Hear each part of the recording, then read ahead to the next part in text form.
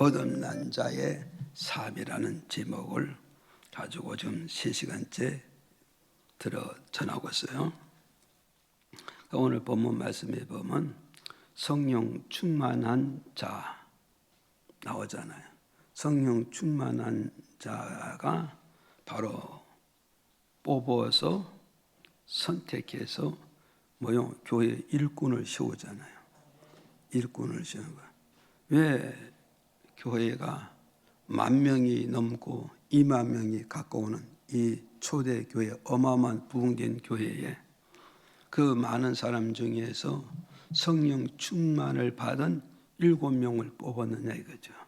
그 7명을 뽑은 것은 바로 무엇을 말하느냐? 성령으로 거듭났기 때문에 이를 뽑았다 이 말이죠. 그러면 교회는 바로 뭐냐? 교회의 일꾼은 성령으로 말미암아 주의 영으로 말미암아 하나님의 영으로 말미암아 거듭난 자만이 하나님 나라에 의해서 일을 할 수가 있기 때문에 그래서 성령 충만한 자를 뽑았다 이걸 말하잖아요. 그래서 성령 충만한 자는 바로 뭐냐? 하나님의 영으로 거듭났기 때문에 이 말은 뭐겠어요? 거듭났기 때문에 어땠어요? 거듭난 자의 삶을 살 수가 있다. 그래서 거듭난 자의 삶이 뭐냐 할 때 첫째 뭐가서 섬겨주는 삶이다 이 말이에요. 섬겨주는 삶. 오늘 여러분이 잘 기억을 하셔야 돼요. 성령으로 거듭나지 못하면 교회를 100날을 다니고 1000날을 다녀도 섬기는 신앙은 없습니다.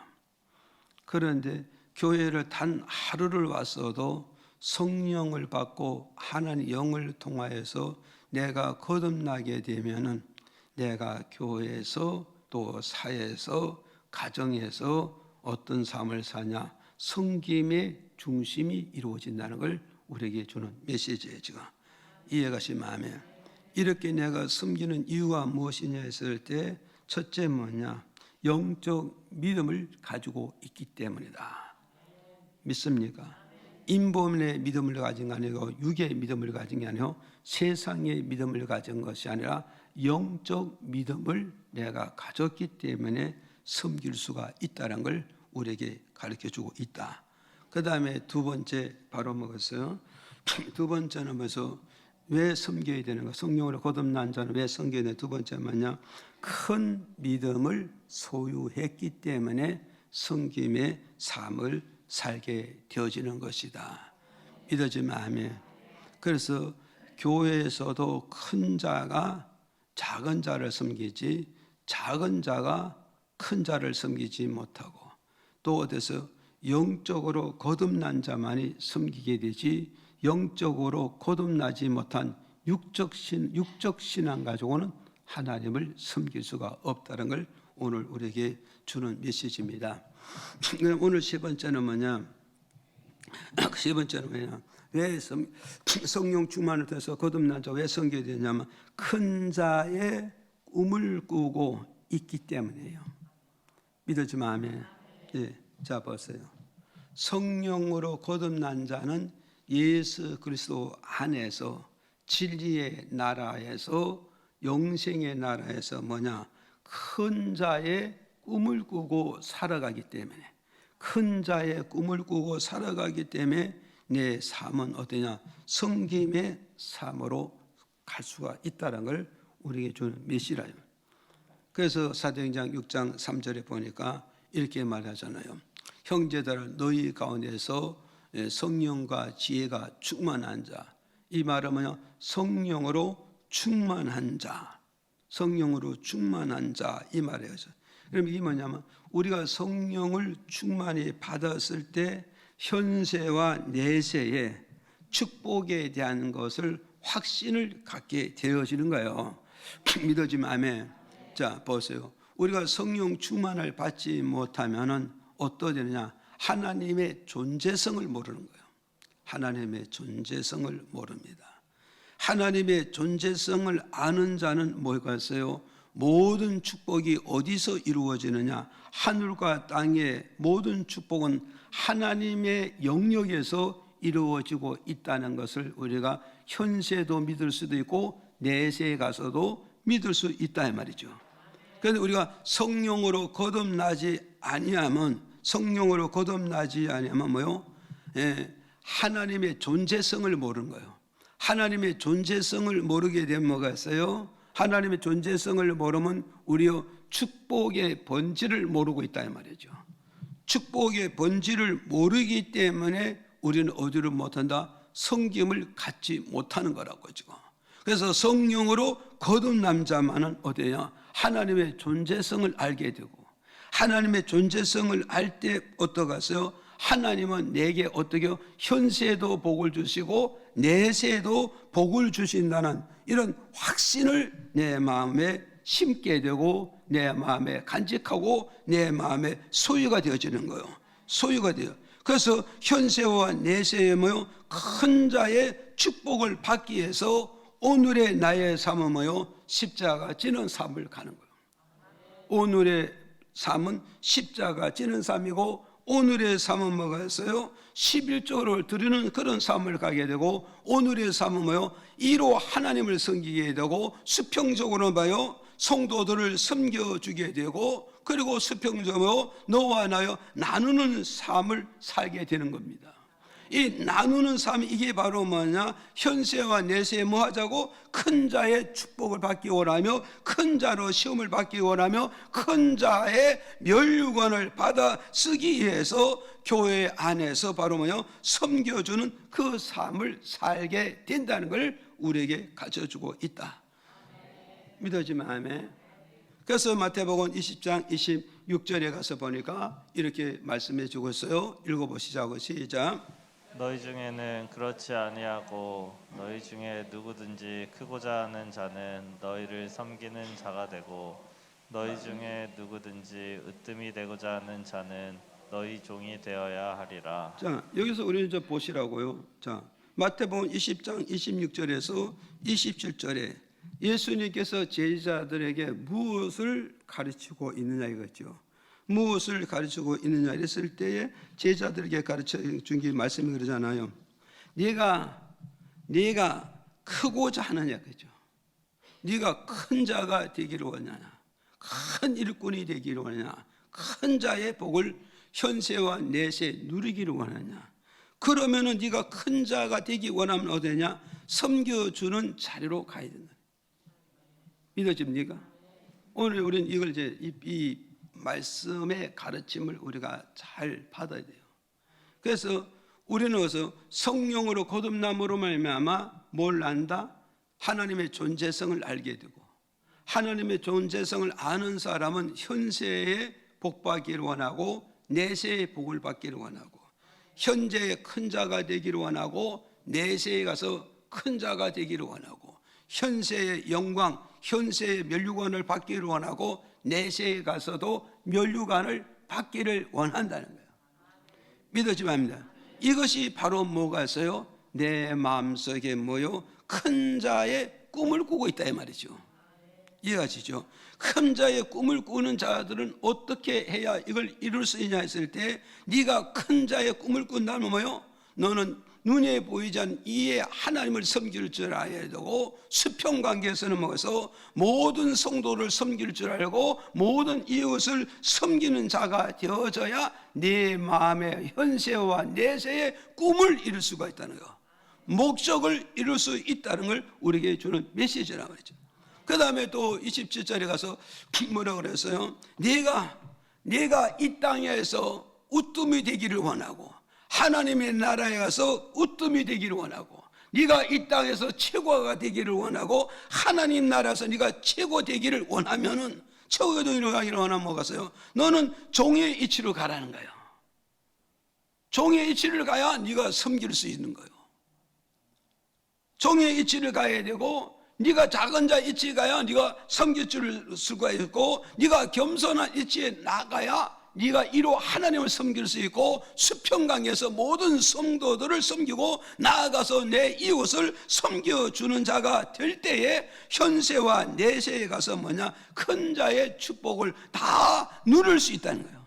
왜? 큰 자의 축복은 누가 주겠어요? 우리가 믿는 하나님께서 우리에게 큰 자의 축복을 주고 있기 때문에, 으뜸의 축복을 그분이 주기 때문에, 최고의 축복을 그분이 주시기 때문에 결국 뭐가 있어요? 섬김을 주는 자, 섬김을 주는 자, 섬김을 받드는 자, 섬김에 실천하는 자가 될 때 현세의 꿈과 내세의 꿈, 현세의 축복과 내세의 축복을 다 이룰 수 있다는 걸 우리에게 가르쳐주고 있다. 그럼 오늘 저도 여러분도 우리가 성령을 거듭나면은 어떠겠어요?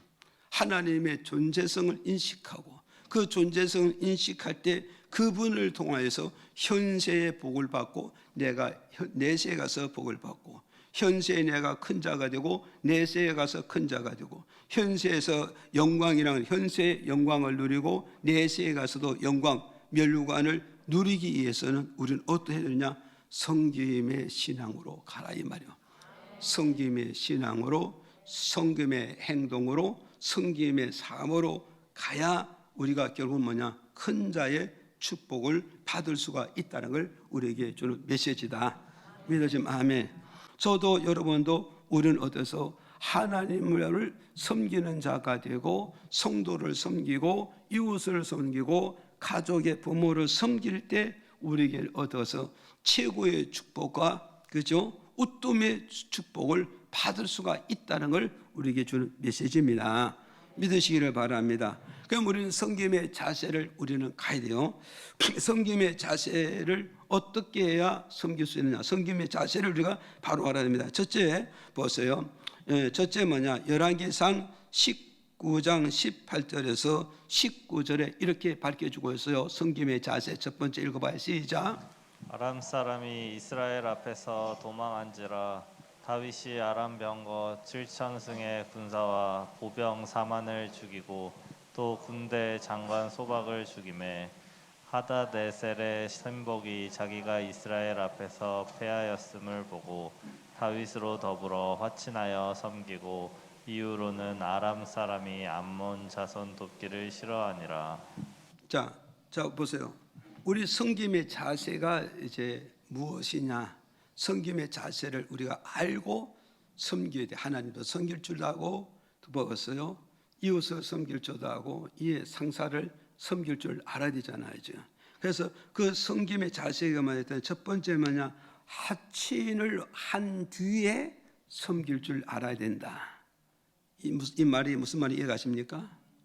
내가 수평관계도 그렇고 수직관계로도 오잖아. 수직관계의 섬김과 수평의 관계의 이 섬김, 이 대상이 누구든 그거 하친한 뒤에, 하친이라는 건 화목한 다음에 섬길 줄 알고, 화목한 다음에 받들 줄 알고, 화목한 자에 한 다음에 그 사람과 손을 잡아야 섬김의 효력과 섬김의 가치와 섬김의 열매를 거둘 수가 있다는 걸 우리에게 준 메시지란 말이죠. 이게 좀 여기 보면 얘기 뭐냐면 아랍 나라 군대 장관이 누구냐면 소박이라는 사람이 있다. 이 소박. 아랍 나라 군대 장관 소박이라는 사람인데 이 소박이라는 사람이 다윗 군사와 전쟁을 했어요. 다윗 군사와 전쟁을 했는데 결국 아랍 나라가 지고 아랍 나라 군대 장관 소박은 전쟁터에서 죽어버렸다고.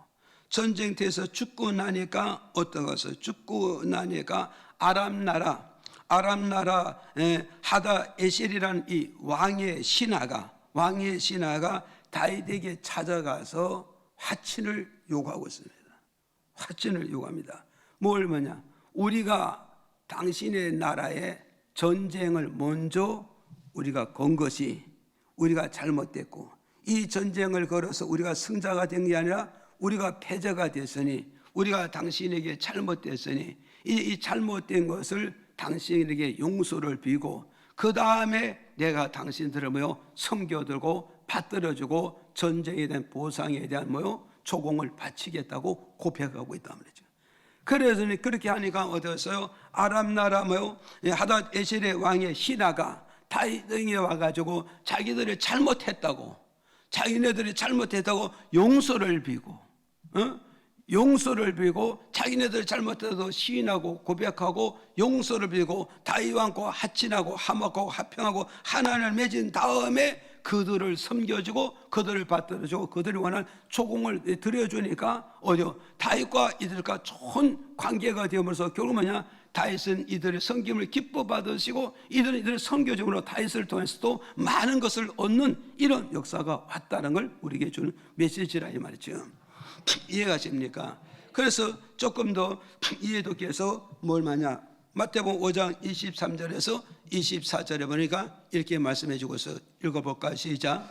그러므로 예물을 제단에 드리다가 거기서 내 형제에게 원망 들을 만한 일이 있는 줄 생각나거든 예물을 제단 앞에 두고 먼저 가서 형제와 화목하고 그 후에 와서 예물을 드리라. 자, 이거 이제 보시라 그러잖아요. 보세요. 이제 이게 여기서 이렇게 말하잖아요. 내가 예물을 들고 예배 드리러 왔다고. 성전에 예배 드리러 와서 예배 드리러 왔는데 예배 드리기 전에 준비 기도하고 있는데 내 마음속에 형제에게 원망 들을 수 있는 내가 일을 했구나. 원망 들을 일을 했고 형제들에게 원망 들은 말을 내가 했고 형제들에게 원망 들은 내가 행동을 했구나.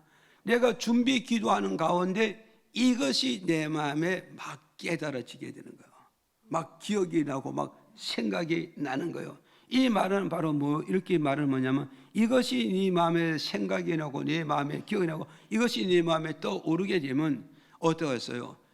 그 형제에게 찾아가서 뭐 하라고요? 찾아가서 먼저요 하친을 먼저 요구하라는 거야. 내가 먼저 하친을 하고 내가 먼저 가서 용서를 비고 내가 먼저 가서 손 내밀고 먼저 내가 화목하라 이거죠. 그리고 나서 하나님 성전에 와서 예물을 드리고 정성을 드리고 예배를 드린다면 너희 하나님의 너를 통해서 예물을 받을 것이고 너의 정성도 받으시고 너희의 드리는 모든 예배도 받으심으로 그 예배, 그 정성, 그 예물은 살아있는 것이기 때문에 거기에 대한 하나님의 보상과 대가와 축복이 따르게 된다는 걸 우리에게 주는 말씀이라 말이에요. 조금 다른 각도에서 말씀을 드리면 뭐냐? 우리가 예수를 믿으면서 우리가 하나님을 믿으면서 부모와 나와 등을 돌리고서 하나님의 섬기는 게 올바르냐? 잘못되어 있다는 거예요. 예? 우리가 수평으로서 너와 나와 관계를 잘못 맺어놓고서 하나님이 제일 주일하고 하나님만 섬기다 이게 잘못되어 있다. 이런 것은 경우는 예물도 받지도 않고 그것을 정성도 받지도 않고 예배도 받지 않는다 이 말이에요. 이 말은 한마디로 말하면 사람과 사람의 인과관계를 잘 맺고 난 다음에 하나님이 들어야 말이에요. 이유는 뭐냐? 십자가잖아. 십자가는 수직과 수평의 관계가 잘 맺어지라는 것을 우리에게 영적으로 주는 교훈이라는 사실을 오늘 저와 여러분이 믿으시라고요.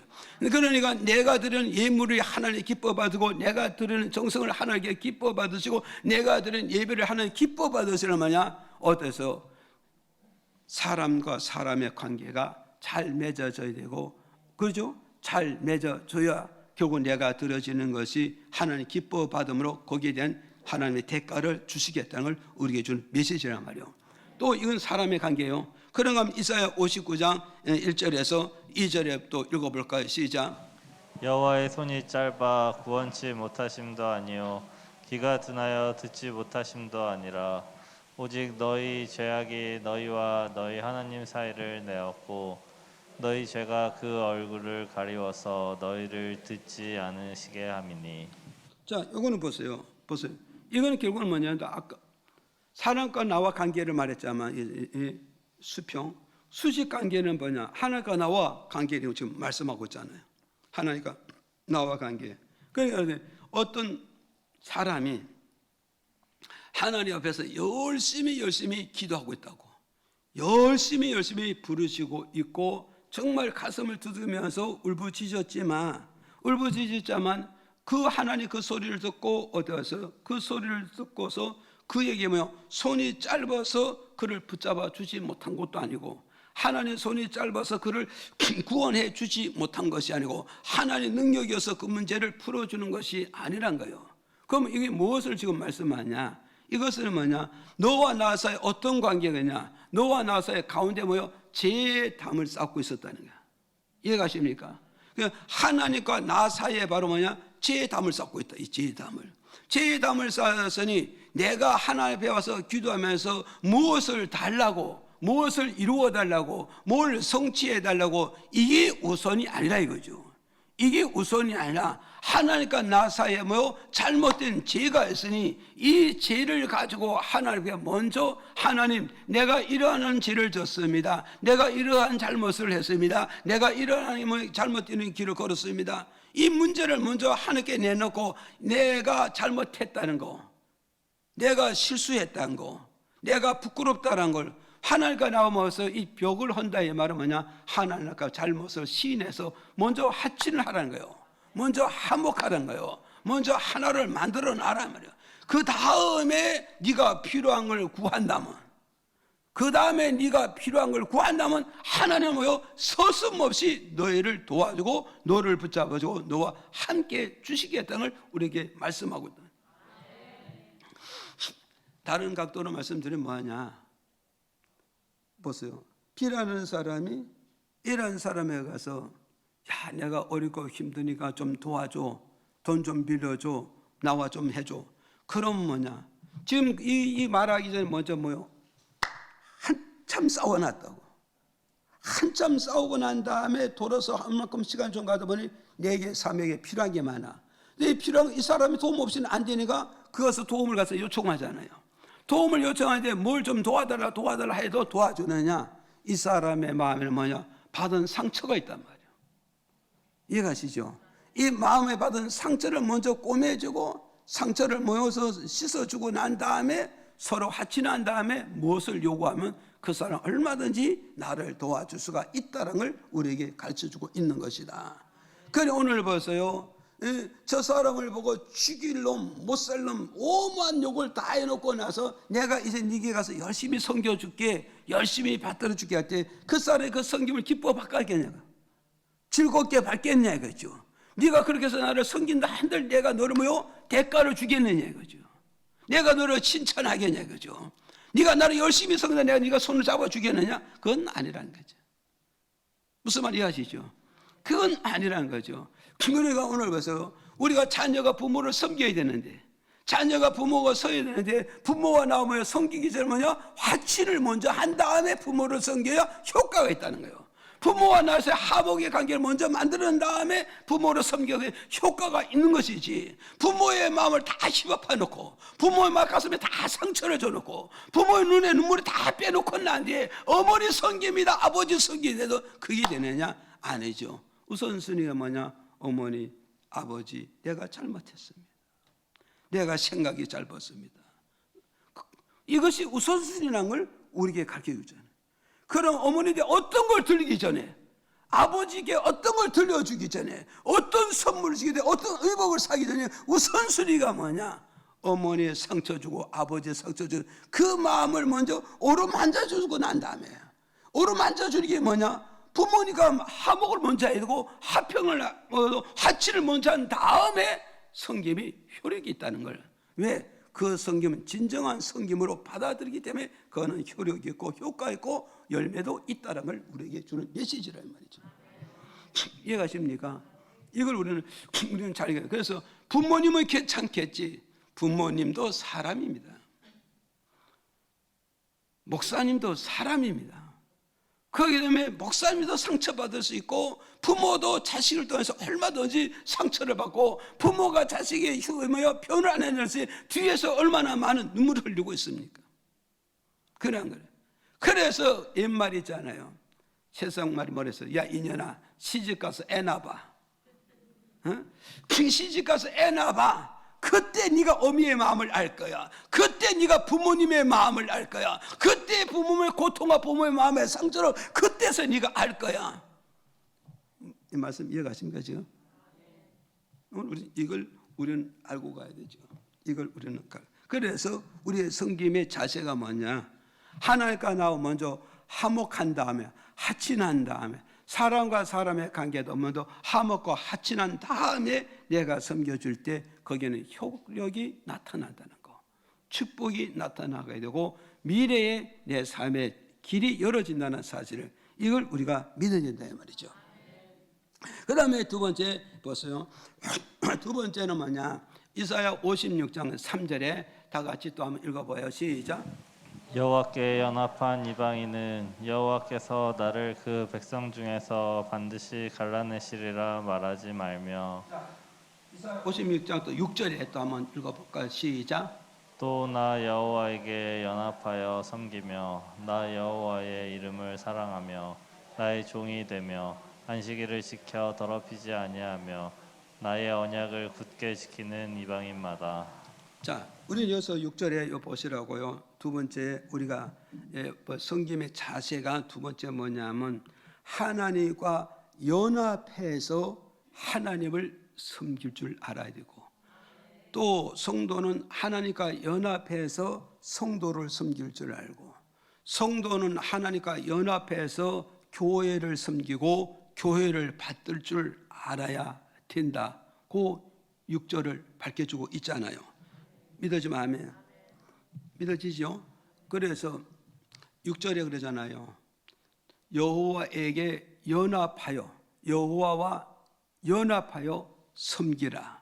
여호와 연합하여 받들어라. 여호와 연합해서 뭐요? 헌신하고 봉사하고 충성할 줄 알아야 되는 것이다. 이걸 우리에게 가르쳐주고 있단 말이에요. 이 말은 뭘 말씀하냐면, 이 말은 뭘 말하냐면 이사야 선지자가 예수 그리스도가 이 세상에 오기 약 750년 전에 이 말씀을 하고 있잖아요. 이 말씀하고 있단 말이에요. 그럼 이것은 뭘 말씀하냐면 예수님이 앞으로 750년 후이면 이 땅에 예수님이 초림의 예수로 이 땅에 오게 된단 말이에요.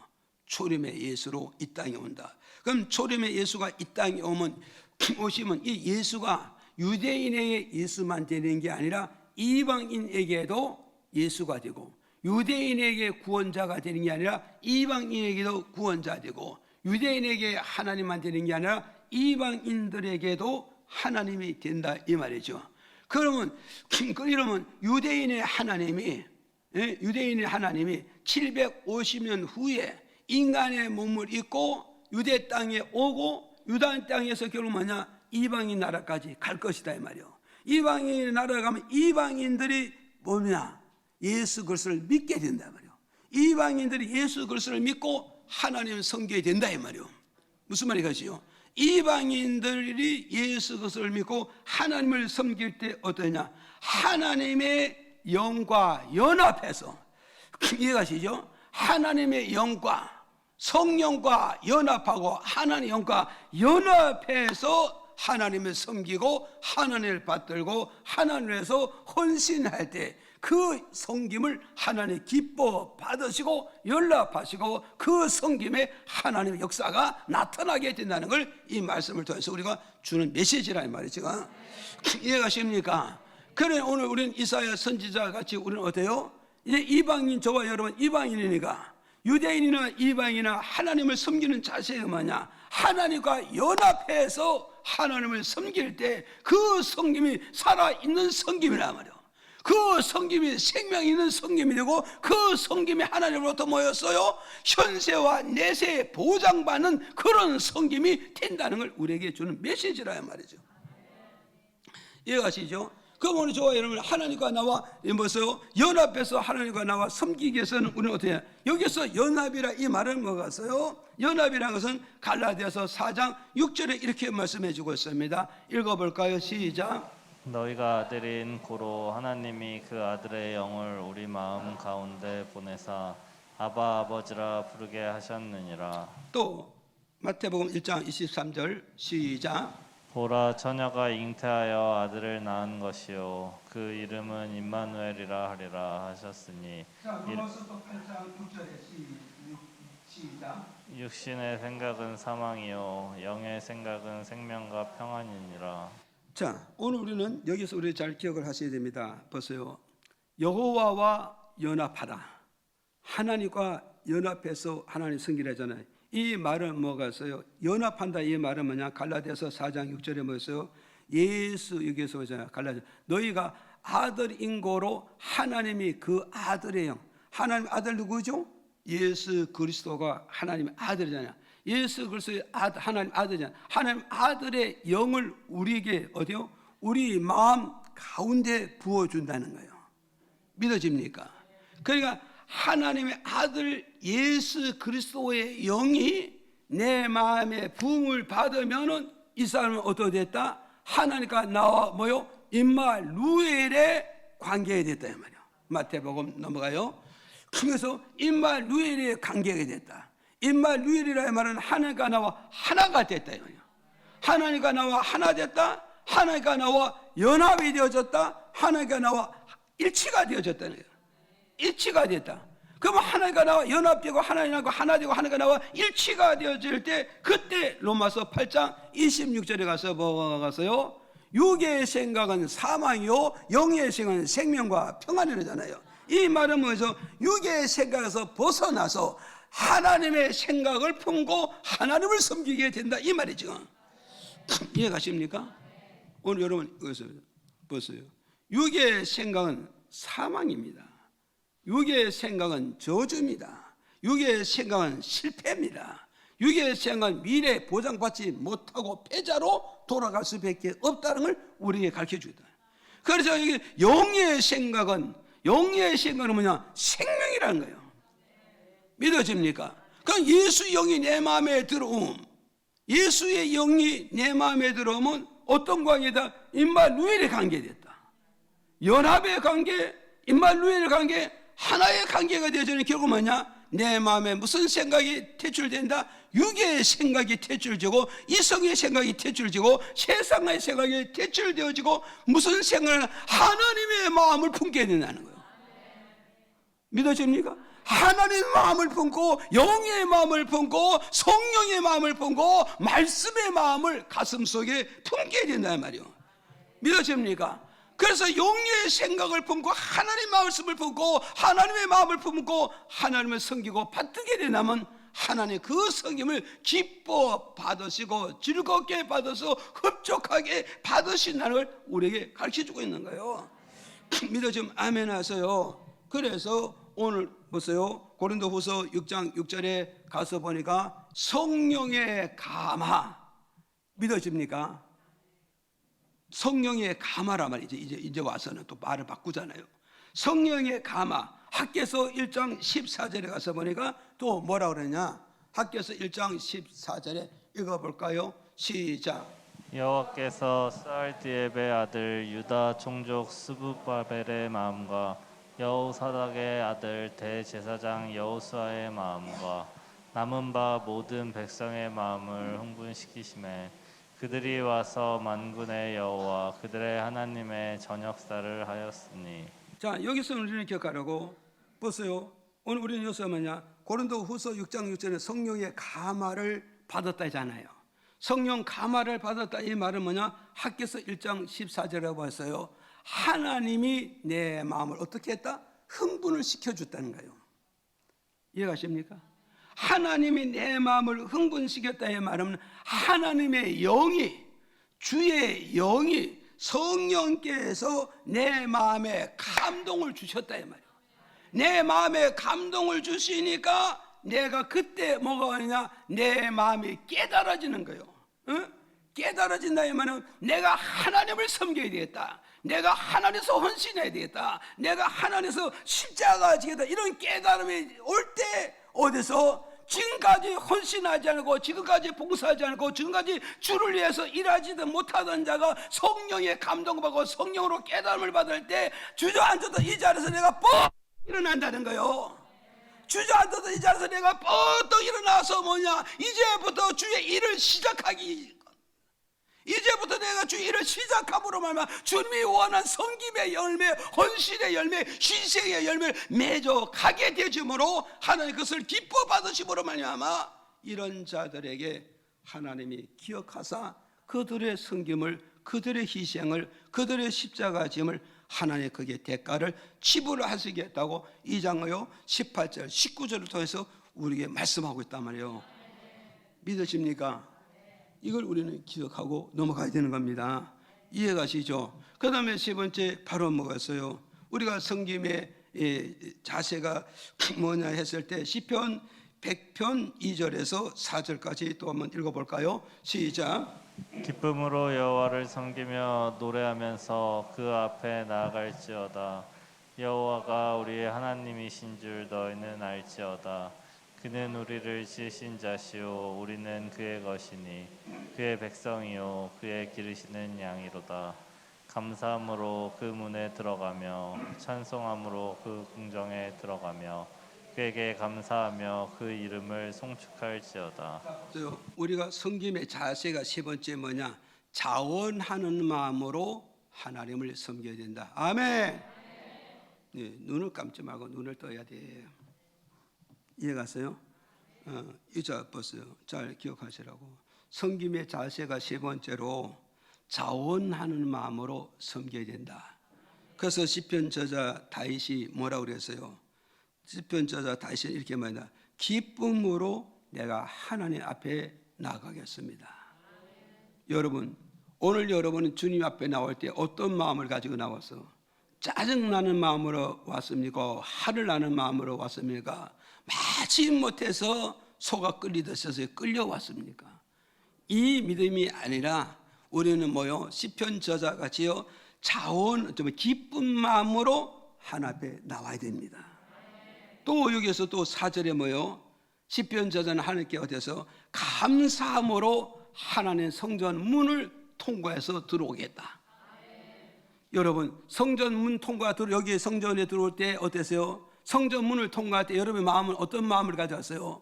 감사하는 마음을 가지고 들어왔다면 이대한 믿음이지만 짜증나는 마음을 가지고 성전 문 열고 들어왔다면 이건 아니잖아요. 이건 부끄럽잖아요. 이해가십니까? 또 하나님의 성전에 들어올 때 어때서 하나님의 궁전에 들어올 때 뭐요? 찬송하면서 하나님의 궁전에 들어왔다고 시편 저자 다윗은 이렇게 고백해주고 있단 말이에요. 그럼 이 말씀의 뜻은 뭐냐? 이 말씀의 뜻은 자원하는 마음으로 하나님의 보좌에 하나님의 궁전에 기쁨과 감사와 즐거움으로 하나님 앞에 나와서 봉사하고 헌신하고 충성한다는 이 고백을 지금 시편 저자는 고백해주고 있다 이 말이죠.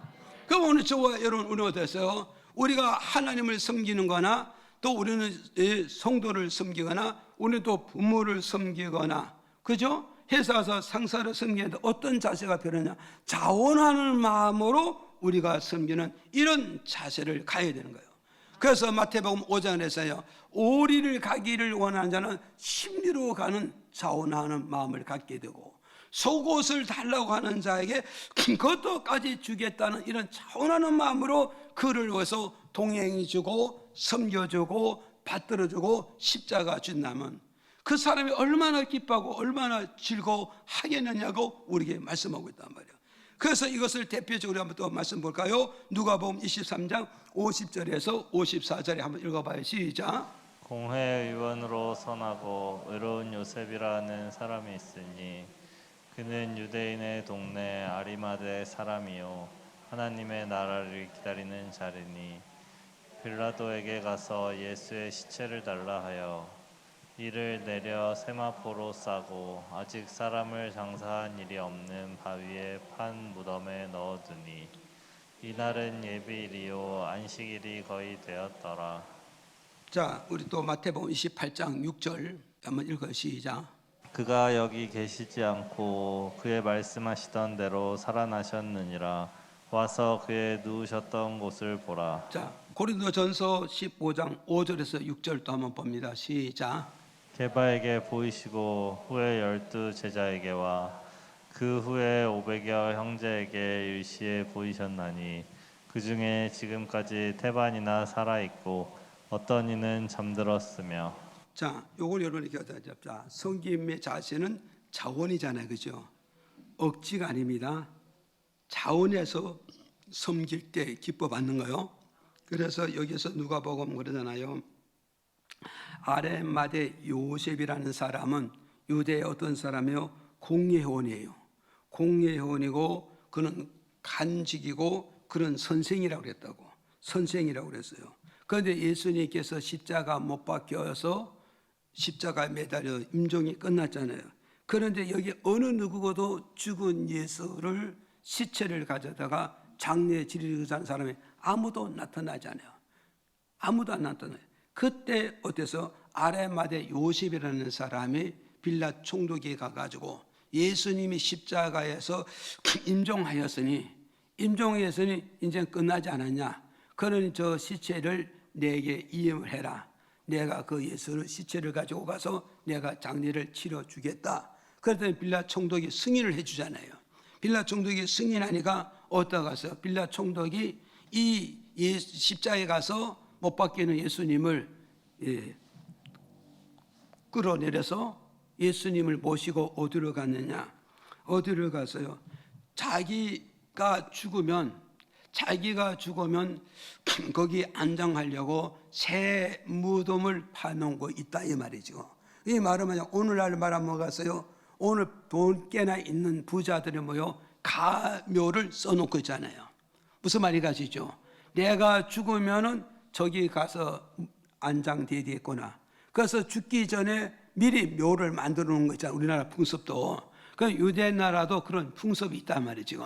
그러니까 아레마대 요셉은 부자이기 때문에 내가 죽으면 저기 가서 안장되겠구나. 그래서 유대 나라는 바위에다가 틈을 파가지고 해놨. 이 무덤은 뭐냐? 새 무덤이라. 자기가 새 무덤. 그러니까 예수님의 시체를 빌라 총독에 가서 달려가지고 예수님 시체를 가지고 어때요? 자기 무덤에 와가지고 예수님의 시체요 옷을 벗기고 새로운 수의복을 입히고 그 예수를요 자기가 안장될 그 새 무덤에 예수를 걷어내요 묻고 장례를 잘 치러놨단 말이에요. 잘 치르고 났는데 마태복음 28장 6절에 가니까 예수님이 어디에요? 말씀하신 대로 3일 만에 부활하셨는 거예요. 3일 만에 부활하시고 난 다음에 그걸로 끝난 게 아니라 고린도전서 5장 16절에 가서 보니까 뭐예요? 예수님의 제자 중에 수제자들은 계바는 베드로잖아요. 부활하신 예수님 누구를 만나줘요? 베드로를 만나주시는 거예요. 부활하시고 나서 베드로가 만나시고 그 다음에 뭐요? 12제자를 만나주셨다는 거예요. 만나주시고 그 후에 바로 뭐냐? 500명의 제자에게 부활의 예수님이 찾아가서 만났는데 여기 500명 제자 수에 한 사람이 누굴까요?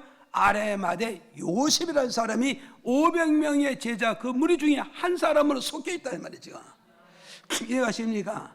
그럼 보세요. 아레마대 요셉과 예수님이 짠하고 만났을 때 여러분 어떻을까요? 어떻겠어요 여러분이? 내가 십자가 빌라 총독으로서 십자가 못 박혀 죽고 십자가 달렸을 때 아레마대 요셉이라는 사람이 나를 십자가에서 내 시체를 끌어다가 내 시체를 가지고 내 몸에 옷을 수의복을 깨끗하게 입히고 누구의 무덤에? 자기 무덤에다가 장례를 치른 것을 다 알잖아요. 그런데 보세요. 아레마대 요셉은 예수님이 살았을 때는 앞에 전면에 안 서는데 예수님이 죽었을 때는요 앞장에 나서 가지고 이런 헌신과 희생과 섬김을 했는데 그것을 기쁘고 헌신이 헛되느냐? 섬김이 헛되느냐? 희생이 헛되느냐? 결국은 예수 부활에 짝 만났을 때 얼마나 기뻤을까? 얼마나 즐거웠을까? 얼마나 행복했을까? 그리고 부활하신 그 예수님 아레마대 요셉의 섬김과 희생과 받음을 거기에 대한 보상을 얼마든지 현세와 내세를 주게 되어졌다는 사실을 오늘 저와 여러분 믿으셔야 된단 말이에요. 그래서 우리는 뭐가 있어요? 믿음 없는 불신자들은 잘 될 때는 다 따라붙습니다. 다 따라붙지만 넘어질 때는 다 떠나가는 겁니다. 넘어질 때는 다 떠나가는 겁니다. 이해가십니까? 그러나 오늘 저와 여러분 우리는 세상 사람과 아니고 우리는 믿는 사람입니다. 우리 믿는 사람은 예수 그리스도가 기루어질 때, 예수 그리스도가 어려워질 때, 예수 그리스도가 십자가 질 때 우리는 세상 사람이 떠나는 것이 아니라 그때 희생할 줄 알고 그때 헌신할 줄 알고 그때 믿음으로 섬길 때 훗날에 정말 하나님 앞에서 내가 으뜸의 복을 받을 수 있고 큰 자의 복을 받을 수 있고 멸류관의 복을 받을 수가 있다는 것을 이 말씀을 통해서 우리에게 주는 메시지고 교훈이고 가르침이라는 사실을 오늘 저와 여러분 믿으셔야 된단 말이에요. 이해가십니까? 믿으셔야 됩니다. 그래서 세상 사람들은 잘 될 때 따라 붙지만 저와 여러분, 예수 믿는 저와 여러분, 주님이 어려울 때, 주님이 십자가 질 때, 그때 나도 함께 십자가 지고 함께 주를 따라가며 함께 주님의 뜻을 받들고 함께 주를 섬겨갈 때, 이 훗날에 우리의 보람이 있다는 거, 우리의 가치가 있다는 거, 내세 현세의 모든 목적이 이렇게 이루어지고 성취된다는 사실, 저와 여러분 믿으시고 저도 여러분도 성령을 받고 거듭났으니 우리는 성김의 삶을 가기를 주님의 이름으로 축복을 드립니다.